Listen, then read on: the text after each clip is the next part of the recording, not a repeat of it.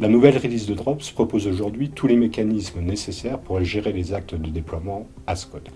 Bien entendu, quand on parle de déploiement as code, on va parler de processus de déploiement as code, mais aussi de release plan as code et de tous les éléments qui vont permettre de constituer ces processus. Je pense notamment aux templates de déploiement qu'on va pouvoir aussi définir as code.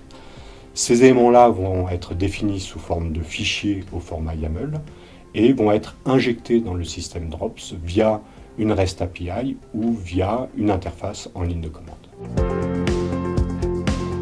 La plus-value d'une telle fonction peut être déclinée en 4 points. Le premier, c'est la centralisation de ces éléments-là au sein d'un référentiel externe et qui va pouvoir être géré avec une politique de versionning qui sera en adéquation avec celle de l'entreprise. Le deuxième point, c'est que ces éléments-là vont pouvoir être directement gérés au niveau du code source de l'application.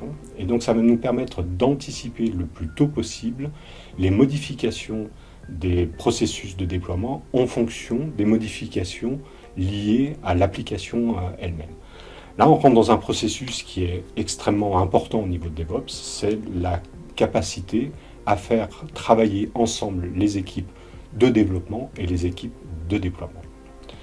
Le troisième point, c'est la capacité à gérer correctement une séparation des rôles, dans la mesure où ces éléments-là pourront être définis par une équipe dédiée, spécialisée au déploiement, sans pour autant que l'équipe de développement vienne interférer au niveau de la définition de ces processus et de ces templates associés.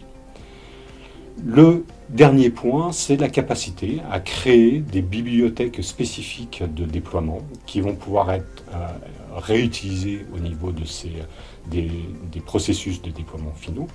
Et ces bibliothèques-là vont pouvoir être partagées par différentes équipes utilisatrices de Drops, mais aussi être partagées avec l'ensemble de la communauté des utilisateurs de Drops.